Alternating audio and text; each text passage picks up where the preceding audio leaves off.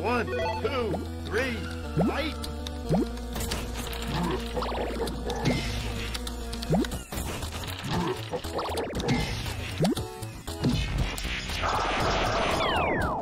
You win!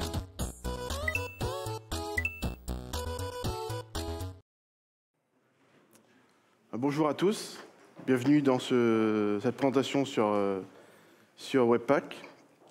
Alors l'idée de ce talk m'est venue parce que on utilise pas mal de configurations Webpack chez nous, chez Cozy.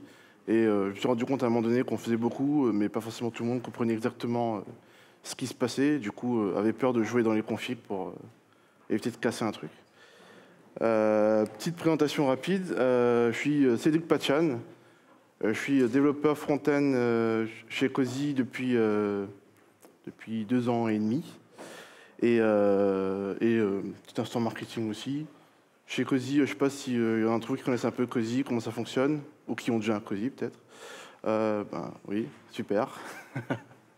On développe une solution de cloud personnel complètement open source, et qui se veut protectrice de vos données privées, un peu de temps en ce moment. Et l'idée, c'est d'avoir retrouvé un peu ce qu'on a actuellement dans le cloud, un drive, la synchro sur l'ordi, le téléphone, etc. Mais avoir d'autres choses en plus, comme on a un système de connecteurs qui permet d'importer toutes vos données perso, vos factures sur les différents sites, vos entrées bancaires sur vos différentes banques, et tous les rassembler dans votre cloud perso qui est chez vous, que vous pouvez soit faire héberger par nous, on héberge pour les personnes, ou en auto-héberger aussi, pour ceux qui se sentent de bidouiller pas mal de choses. Et on cherche toujours des contributeurs pour développer de nouveaux connecteurs et de nouvelles applications. C'est du JS, rien de méchant. Avant d'attaquer Webpack, c'est important quand même de rappeler les bonnes bases. Je pense que tout le monde ici voit ce que c'est un bundler JS. Mais pour décrire un peu ce que c'est l'outil qui va regrouper tous vos fichiers sources, qu'on appelle aussi modules, et ainsi que leurs dépendances et les sous-dépendances, récursivement, pour tous les rassembler dans un paquet qu'on appelle aussi bundle, en anglais du coup. Et pour le cas de Webpack, typiquement, ou d'autres bundles JS, c'est souvent en destination du browser pour que le code JS puisse être lu dans le browser. Mais aussi, ça peut être pour faire une lib pour notre JS derrière. Donc, dans les exemples de quelques bundlers, on a Webpack, Rollup, Parcel, qu'on a été présenté hier dans une présentation, et Microbundle et bien d'autres qui doivent exister, qui doivent bien fonctionner aussi. Mais ici, on va voir plus en détail Webpack. Webpack, on va bundler JS, Webpack, des paquets pour le web, rien de très compliqué. Pour le présenter un peu rapidement, c'est ce qu'on appelle un static module bundler. Module bundler parce qu'il package des modules. Et statique parce que tout se passe avant l'exécution dans le navigateur. On fait tout ça au moment du build de l'application. Et puis après, dans le navigateur, il n'y a plus rien qui se passe en termes de construction de l'application. C'est open source et c'est basé sur Node.js. Il est sorti en 2012, mais il a été réellement popularisé en 2015. Et surtout, à l'époque, on utilisait pas mal Grunt et Gulp, qui étaient des task runners. Et ce qui était, alors ça marchait bien, mais ce qui était problématique, c'était qu'on devait décrire des tâches. Typiquement, va me chercher ce fichier-là. Vas-y, maintenant, tu transpiles ça pour moi. Maintenant, tu vas tout regrouper dans tel ou tel fichier. C'était bien, ça fonctionnait bien.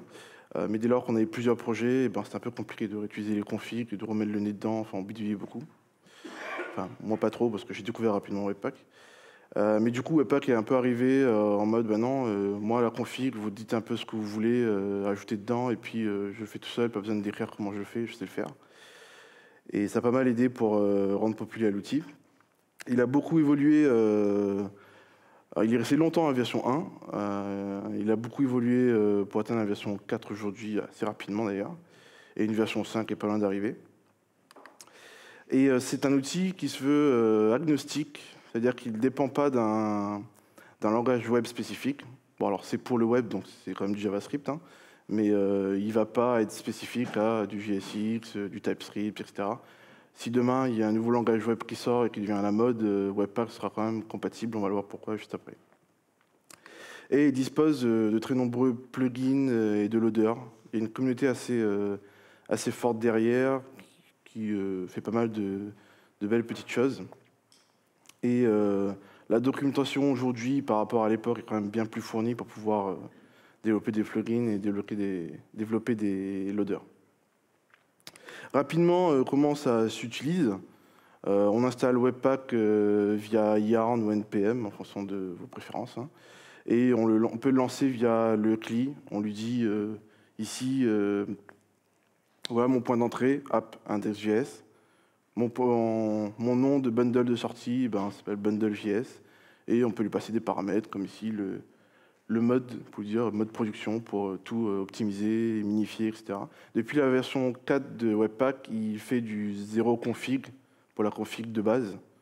Donc plus besoin de lui dire qu'en mode production, il faut minifier, il faut optimiser le code, etc. Il le fait tout seul maintenant. Et rapidement, généralement, quand le projet grossit, on souhaite avoir beaucoup plus de choses dedans. Et on arrive à faire un fichier de config. C'est généralement le fichier de config qui devient très gros rapidement. Mais le fichier de config s'appelle le Webpack config.js. Il va aller savoir aller chercher tout seul. Et les exemples que je donne ici, typiquement, construis-moi ça en mode production. Je redonne mon point d'entrée, le nom de mon fichier pour le bundle final, etc. Les module rules, c'est pour les loaders. Et après, la liste de plugins derrière. Donc rien de très complexe en l'état. Il y a beaucoup d'autres options et paramètres plus avancés, mais pour ce qu'on a besoin de comprendre ici, c'est suffisant. Et souvent, quand on regarde Webpack, quand on regarde la doc, on regarde tout ce qu'on peut faire avec, on peut faire beaucoup de choses. Et encore, la liste n'est pas exhaustive ici. On a la transpilation, l'optimisation, du linting un peu automatique, de load reload, de la gestion de service worker, etc. On peut faire beaucoup de choses et c'est ce qui justement amène le fichier de config à grossir très rapidement généralement. Mais ça marche, ça fait du bon boulot. Ah, et aussi ça ralentit aussi le build à force de mettre plein de trucs dedans. Bon, pas tout à voir. Mais pour reprendre un peu comment ça se passe, assez souvent quand on voit un énorme fichier de config sur le web, pour voir un peu les exemples comment ça fonctionne, on se dit ah ouais mais ce truc là c'est gros, je vais prendre, je vais le copier, ça marche, c'est bon, je touche plus, même si c'est des choses il doit faire en plus que je n'ai pas besoin, c'est pas grave, c'est une usine à gaz, je comprends pas trop, c'est un peu de magie. Mais on va essayer de comprendre un peu comment lui-même fonctionne. En revenant à son but premier, hein, le but à laquelle on choisit un bundler JS, c'est de construire du JS pour le navigateur. Rien de très complexe. Et Webpack n'est pas très différent des autres bundlers. On va partir de nos fichiers sources, qu'on appelle les modules ici. Et la première chose à faire, c'est lui définir un point d'entrée. On peut lui définir plusieurs points d'entrée. Généralement, on fait un point d'entrée pour un bundle, et puis on fait plusieurs points d'entrée si on veut d'autres bundles, d'autres librairies qui se construisent en parallèle. Et à partir de ce point d'entrée, Webpack va aller calculer le graphe de dépendance. Il va aller voir toutes les dépendances et sous-dépendances qui sont importées dans le point d'entrée, justement, pour savoir tous les modules qui sont nécessaires à construire le paquet. Et à la fin, il va sortir un seul paquet.js qui sera compatible en fonction des paramètres, en fonction de ce que vous avez fait avec Webpack, avec le navigateur ou avec Node, etc. Donc rien de très compliqué, un bundle JS classique. Mais je vous dis tout à l'heure, c'est un outil qui se veut être agnostique. Et pour Webpack, tout est module. N'importe quel fichier que vous voulez importer dans Webpack peut être importé et peut être considéré comme un module. Par contre, Webpack, il sait lire que du JS et du JSON. Donc c'est pour ça qu'il a un système de loader qu'on peut écrire. On pourrait comparer un peu les loaders comme des dictionnaires de traduction pour Webpack. Alors qu'est-ce que c'est un loader? Ce sont des modules Node qu'on peut trouver sur NPM ou qu'on peut écrire en local, qui sont du coup indépendants du code de Webpack en lui-même, sauf l'API, mais l'API change très rarement généralement. Il indique à Webpack comment charger un fichier. J'ai un nouveau fichier, c'est du TypeScript, et j'ai besoin d'avoir un loader pour lui dire exactement comment gérer mon fichier TypeScript. Il peut être enchaîné avec un autre loader. Je donnerai un exemple juste après. Et quand on regarde le code d'un loader, ça se veut assez simple. C'est juste une fonction JS qui va prendre en paramètre la source qui est le contenu brut de votre fichier que Webpack va vous donner. Et après, c'est ici que le code du loader va parser le code, parser le texte pour retrouver l'AST, ou transformer le texte, ou faire ce qu'il veut avec, et retourner du code JavaScript au format string ou buffer pour que Webpack puisse récupérer et utiliser. On va regarder quelques exemples. L'exemple le plus simple, c'est quand même le JSON loader. Donc rien de très compliqué. Il prend la source en entrée, il parse le JSON et il renvoie sous forme de string à Webpack. C'est important de parser quand même parce que c'est lui qui va dire « Ah bah tiens, ton JSON n'est pas au bon format, j'arrive pas à le lire ».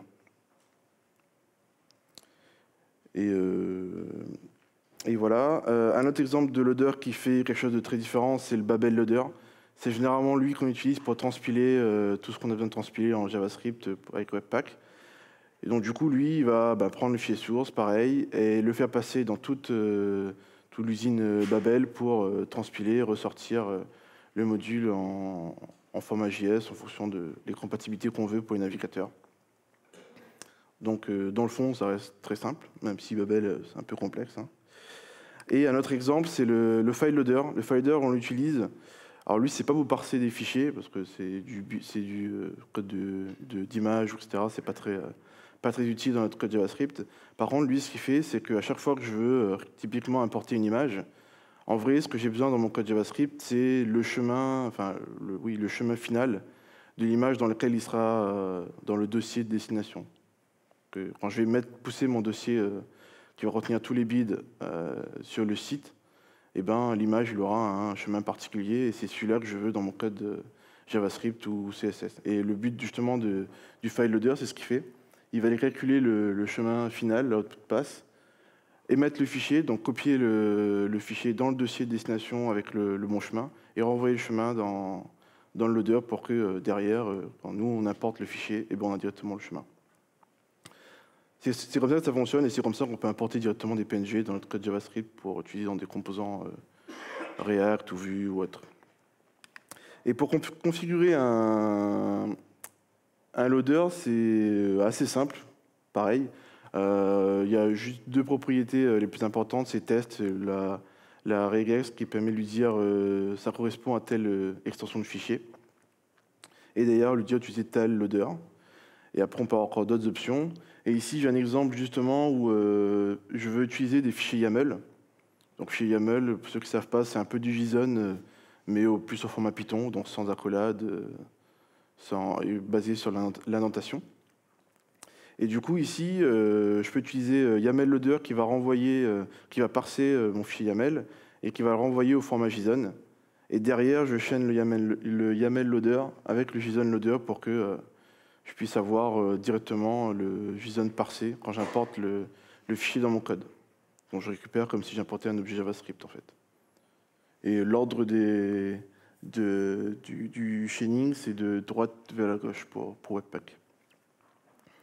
Alors reprenons le schéma qu'on avait tout à l'heure. Du coup maintenant j'ai mon code JavaScript, mais je me suis dit je vais faire du React et j'ai des composants en JSX.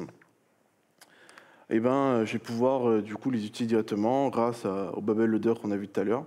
Ce qui est assez bien avec les loaders, c'est que là, l'exemple qu'on a, le point d'entrée, c'est du JavaScript, mais on peut avoir le point d'entrée en n'importe quel format de fichier. À partir du moment qu'il y a le bon loader qui va bien pour dire Webpack comment le charger, il saura aussi analyser le point d'entrée.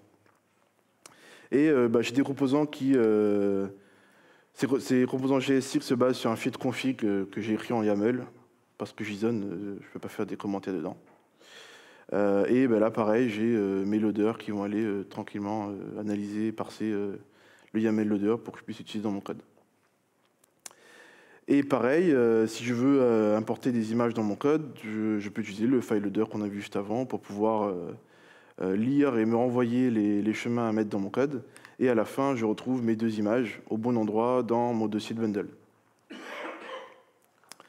Je vais vous montrer un peu rapidement, en vrai, à quoi ça ressemble.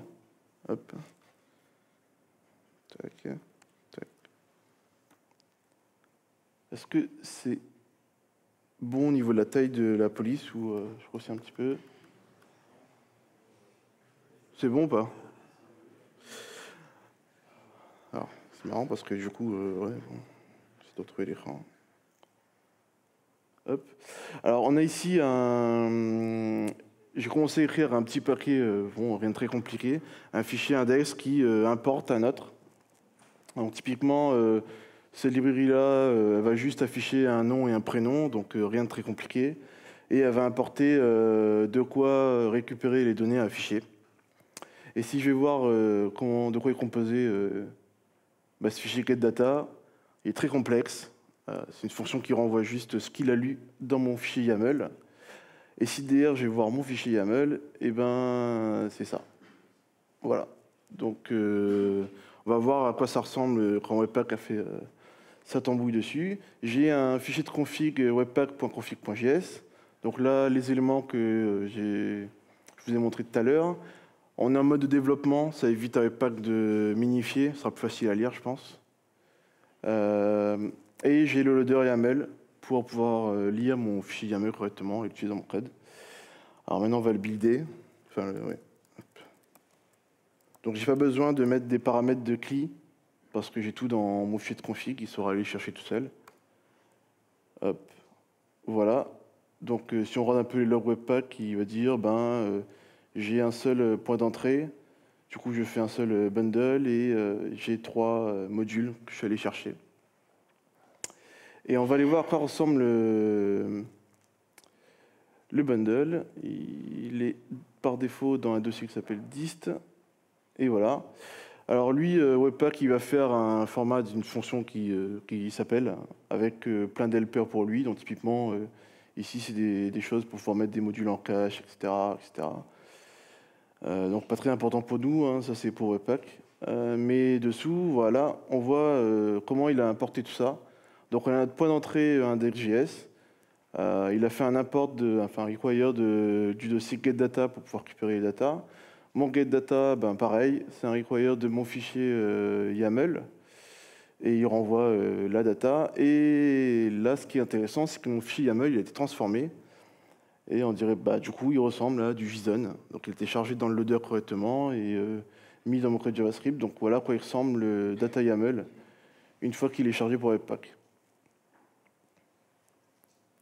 On va aller compliquer un peu tout ça. Admettons que dans mon index.js, oui, c'est celui-là. Alors, j'en ai pas besoin normalement, mais bon, compliquons un peu le truc. On va... j'ai besoin de faire du style CSS. Donc, je vais importer... hop. Je vais importer un fichier qui s'appelle style CSS, quoi. Hop.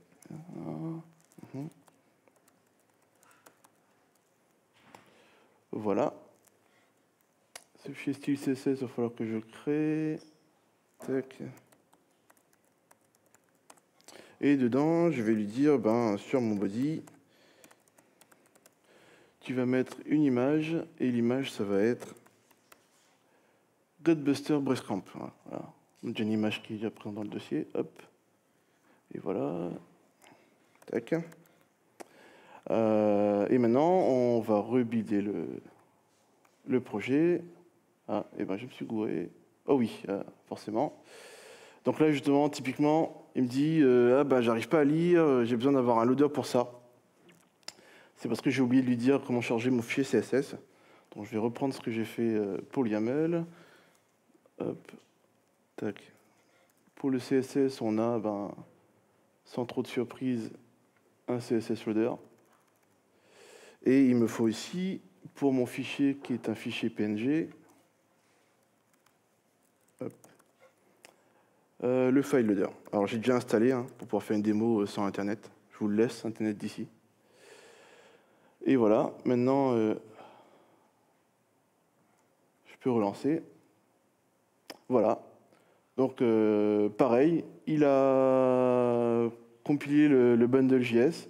Ce coup-ci, il a un module en plus qu'il a chargé. Et mon file loader, comme je vous ai montré tout à l'heure le code à quoi il ressemblait, il a copié un fichier. Donc il a copié E6, DB, truc machin chouette, .png. Et maintenant, si on va aller voir le code de bundle.js, il est un poil plus compliqué. On retrouve toujours notre index.js Il y a plein de choses dedans. Tac, il est ici. Donc index.js, pareil, je change le clé de data, le data YAML il est là. Mais mon image, il a été pareil, loadé dans un loader, et on voit bien ici qu'il me renvoie juste le chemin à utiliser dans mon code CSS. Et pareil, le code CSS, il a été transformé, bon, ici en string, donc c'est pas très intéressant pour nous, mais ça montre juste pour l'exemple. Et après, bon, il inclut plein de choses pour le loader et pour Webpack. Hein, ça reste du code un peu compilé. Et voilà. Je vais revenir sur les slides. Super. Voilà, ça on a vu. Hop. Hop. Ok. Donc ça, on a tout vu. Maintenant, on a un peu vu comment fonctionnent les loaders, un peu en vrai, à quoi ça ressemble, le code qui sort à la fin. Mais ce qui va rendre Webpack un peu plus puissant, parce que juste builder, c'est généralement pas suffisant pour nos projets, c'est les plugins. Et les plugins, pour le coup, ils sont un peu plus compliqués que les loaders à écrire, parce qu'il faut quand même bien savoir l'interface de Webpack d'ailleurs, mais on va voir qu'il n'y a rien d'incroyable non plus. Les plugins, comme les loaders, sont des modules séparés, donc qui se veulent indépendants de Webpack, et permettent d'exécuter des tâches en parallèle de la compilation JS de Webpack. Donc ça donne le côté exécuteur de tâches à Webpack. Et comme je dis tout à l'heure, permet des fonctionnalités beaucoup plus avancées qu'un loader. Je vais en citer quelques-uns tout à l'heure, vous allez voir.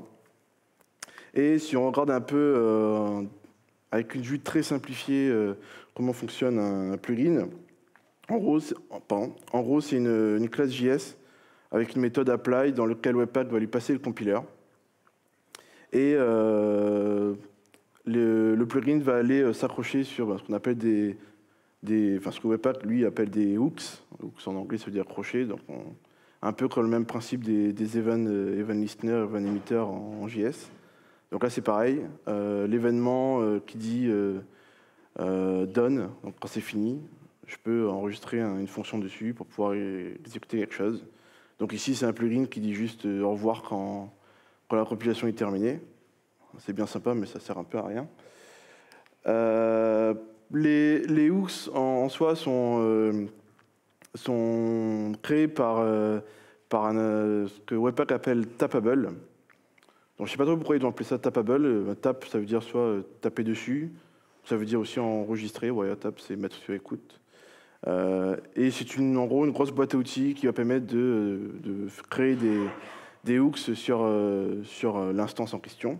Et ce qui est intéressant, c'est que dans le fonctionnement en interne même de Webpack, chaque pièce maîtresse de Webpack, à savoir le compilateur, l'algorithme du graphe de dépendance, le résolveur pour trouver les fichiers, le module factory, etc., sont tous des instances de Tappable et vont tous avoir le même système de hooks qui seront branchés dessus, enfin, qui seront disponibles pour être utilisés par des plugins. Typiquement, le compilateur, c'est un instance Tappable sur lequel Webpack il a un plugin dessus qui va retourner la compilation qui contient le graphe de dépendance. Donc le fonctionnement lui-même de Webpack, c'est des instances de Tappable et des plugins. Et du coup, ces instances-là sont eux-mêmes branchées par des plugins dans Webpack. Et un plugin peut, à son tour, créer des nouveaux hooks qu'il peut brancher sur ces instances-là pour être utilisés dans d'autres plugins derrière. Donc par exemple, j'ai un plugin qui gère le fichier HTML. Et il peut dire, voilà, c'est ici que je commence à récupérer le fichier, c'est ici que je commence à injecter du code dedans, et c'est ici que j'ai terminé. Comme ça, d'ailleurs, si on veut faire un plugin qui réagit avec ce plugin-là, il pourrait écouter ces événements-là. Ce qui fait que, au niveau de l'API pour les plugins, ça fait Webpack, chaque étape de fonctionnement de Webpack peut être systématiquement écoutée pour exécuter du code dessus, pour ajouter ou modifier une fonctionnalité. Je ne vais pas rentrer trop dans le détail de ce que c'est réellement Tappable parce que ça mérite un talk à lui tout seul. D'ailleurs, Sean Larkin, qui est un des principaux mainteneurs et advocates de Webpack, a fait un super talk qui s'appelle Everything is Plugin. Je vous mets le lien dans les slides là, mais il est sur YouTube. Si vous tapez Everything is Plugin, vous allez le trouver. Et il va bien expliquer le fonctionnement presque de Webpack en interne. Et lui, son but à lui, c'est de comprendre le code source de Webpack pour que vous puissiez contribuer. Donc il explique vraiment tout le principe des tapables, des plugins, comment ça se branche dessus. Et bon, ça c'est fun à regarder. Alors, lui, pour le coup, il bouge beaucoup quand il fait les talks. Quelques exemples d'exécuteurs de plugins. Pardon. On a Mini CSS Extract Plugin, qui est pour Webpack 4 uniquement le plugin qu'on utilise pour extraire le code CSS. Il est un peu particulier parce que lui, il a besoin d'un plugin et d'un loader. Enfin, les deux viennent dans le même paquet, mais ils fonctionnent avec un plugin et un loader. Ce qui va se passer, c'est qu'en chargeant les fichiers CSS dans le loader de Mini CSS Extract, les fichiers CSS vont récupérer le code CSS vont récupérer le code CSS des fichiers, et le plugin derrière va tous les récupérer pour émettre un bundle CSS qui va contenir tous les fichiers extraits, tout le contenu extrait des fichiers CSS. On a aussi un plugin pour gérer les fichiers HTML. Ça, c'est pratique quand on veut faire une SPA entière. On ne veut pas s'embêter à faire que du JS avec Webpack et puis après, je dois copier moi-même mes fichiers HTML. Donc de base, il va juste prendre un fichier HTML là où vous l'avez mis et mettre dans le dossier de bundle. Mais il a deux options qui permettent de faire beaucoup plus de choses que ça. Typiquement, il peut injecter directement tous les bundles qui sont créés par Webpack directement dans le fichier HTML. Il peut aussi rajouter des assets, etc. automatiquement dedans. Ça permet de ne pas avoir à gérer et maintenir un fichier HTML au fur et à mesure qu'on évolue avec le bundle JS. On a Copy Webpack Plugin qui, pareil, c'est un plugin très simple que lui, son but, c'est de prendre un fichier et de le copier dans le bundle. Il va renvoyer les chemins. Mais ce qui est intéressant avec lui, c'est qu'on peut transformer les fichiers. On peut lui passer une fonction pour lui dire, quand tu arrives sur ce fichier-là, lis-le, modifie, rajoute un header, rajoute quelque chose dessus avant de le transformer et le mettre dans le dossier de bundle. WebApp, Webpack Plugin, qui pareil, c'est un gros truc qui permet de générer des favicons automatiquement. Donc vous lui passez un icône, un SVG, PNG, ce que vous voulez, et il va générer automatiquement tous les favicons un peu à la mode et les injecter aussi pareil automatiquement dans le fichier HTML. Et enfin, SVG Sprite Loader, un loader que j'aime bien, un plugin que j'aime bien. Donc lui, pareil, c'est un plugin et un loader. Il fait exactement la même chose que Mini CSS Extract Plugin, mais pour les SVG. Ça veut dire qu'il va prendre tous les SVG que vous voulez passer dedans et il va sortir un énorme sprite qui va faire générer dans le DOM caché. Pour comme ça, dans votre code HTML, vous n'avez que des liens vers les sprites et vous chargez une seule fois les SVG. C'est pratique. Comment configurer un plugin? Bon, là, pareil, rien de très complexe. Je donne ici l'exemple de copy plugin dans la liste des plugins qu'on peut voir ici. Je lui dis copier de mon manifeste JSON sans rien faire dessus. J'ai mon plugin CSS, Mini CSS Extract Plugin, avec le loader qui est chargé en haut. Donc là, pareil, j'ai un loader chaîné, Mini CSS Extract Plugin Loader et CSS Loader en amont pour pouvoir lier le fichier CSS. Et j'ai mon plugin pour charger mon template HTML. Donc, il ne fait pas que du HTML, il fait de l'EJS aussi, pour ceux qui aiment bien les templates pour faire de l'HTML. Mais il y a pas mal d'options, c'est plutôt cool. Et si on revient sur le schéma qu'on a depuis tout à l'heure, à partir d'ici, je peux maintenant mettre un fichier HTML à l'IA par Webpack. Il va faire passer dans le plugin en question, et c'est le plugin qui va aller émettre le fichier au bon endroit dans le bundle. Donc un ou plusieurs fichiers HTML, en fonction des besoins. Il va aussi... du coup, ici, je peux faire maintenant des styles. Donc, je mets mes fichiers CSS. Je peux avoir des dépendances de fichiers CSS derrière.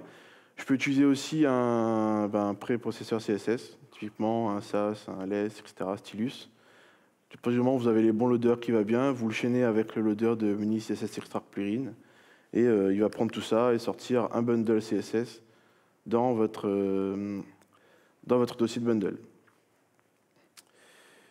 Et voilà, et du coup, on a vu ensemble comment Webpack fait pour builder une application JS entière, avec soit que du JS, avec le fichier HTML qui va bien, avec d'autres langages. Donc là, ici, c'est du JSX, mais ça peut être du TypeScript ou ce que vous voulez, du Vue, avec les styles.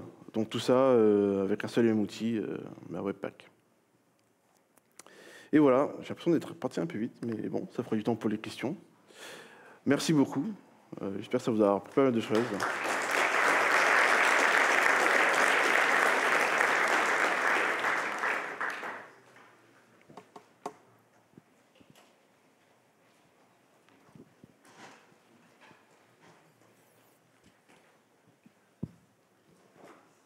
Est-ce qu'il y a des questions?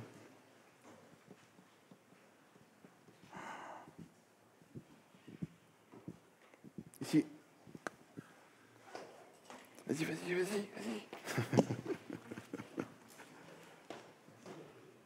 Alors déjà, merci.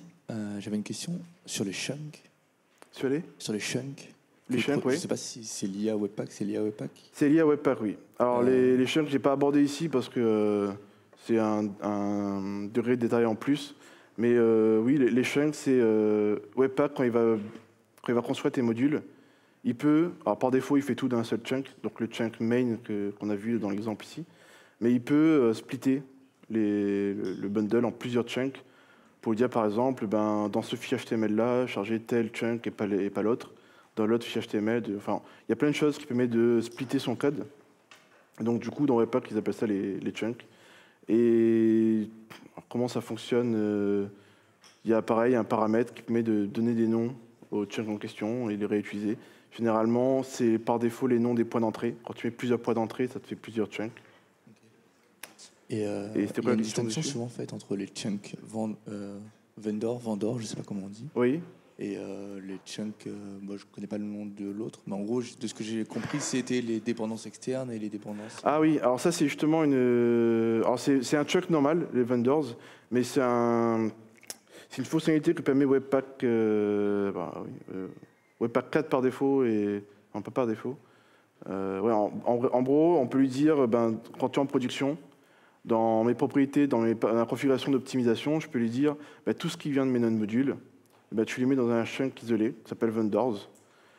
Comme ça, si demain je fais juste une mise à jour d'un module et que ça ne touche pas à mon code, je fais juste le vendors qui change. Et dans le browser, le fichier de l'application qui est encore en cache dans le browser ne va pas changer et ça fera moins de choses à récupérer. Okay. Mais c'est justement une fonctionnalité de Webpack. On peut quand même lui dire tel node module, par contre, ne le mets pas dedans. Il y a quand même pas mal de flexibilité.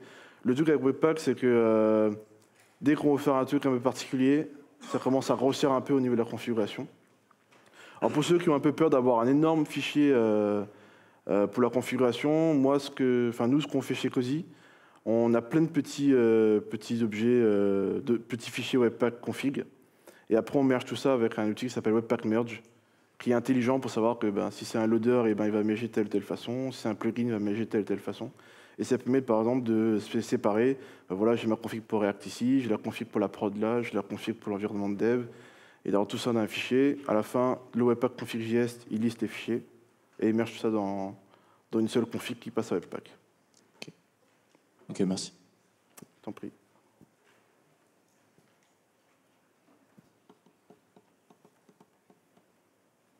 Bon, j'étais plus ou moins clair.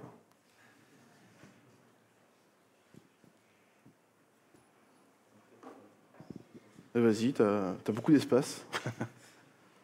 Est-ce que tu penses que c'est un intérêt de se plonger vraiment dans Webpack et dans toute la machine qu'il y a derrière, quand on voit que les CLI actuels, ils t'offusquent ça, React, CRA, il te sort même plus la config, tu dois l'éjecter si tu veux vraiment la modifier. Est-ce que tu penses que c'est un intérêt de se plonger là-dedans si tu utilises des CLI? En fait, ça dépend. C'est d'ailleurs un peu la comparaison entre Webpack et Parcel. J'ai vu après l'absence de Parcel hier. Ça dépend vraiment de ce que tu veux faire.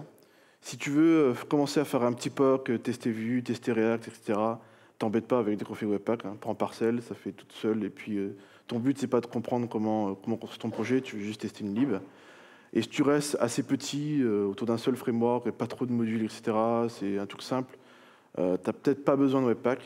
Par contre, dès que tu as un projet qui grossit, dès que tu as des choses en plus à mettre dedans, dès que tu as des process un peu plus complexes que tu veux faire passer dans ta construction de ton application, là, Webpack a quand même beaucoup plus de flexibilité. Et moi, j'ai tendance à préférer les choses qui sont assez implicites, qui sont assez explicites dans la configuration, qu'un truc qui me cache tout et je sais pas trop comment ça fonctionne. Et après, je découvre qu'en fait, il fonctionne comme ça. Après avoir passé une demi-journée à comprendre pourquoi mon fichier est pas dans le format que j'attendais. Mais voilà, ça dépend vraiment des besoins que tu as et du projet que tu as. Si tu as un petit projet qui touche que toi, qu'un seul site, etc., ben, tu n'as pas forcément besoin d'avoir un gros Webpack derrière. Par contre, si tu as un énorme projet qui touche plusieurs équipes, où tu as besoin d'avoir des styles, où tu as plusieurs frameworks pour les styles, tu as du React dedans, tu as aussi plusieurs fichiers de config qui ont tous des langages différents, tu as du YAML, du JSON, etc. Webpack est quand même assez pratique pour ça. Et surtout, généralement, on écrit la config une fois, donc tu as une grosse marge à passer au début pour que tout fonctionne bien. Après, ça évolue et ça ne change plus trop la config Webpack.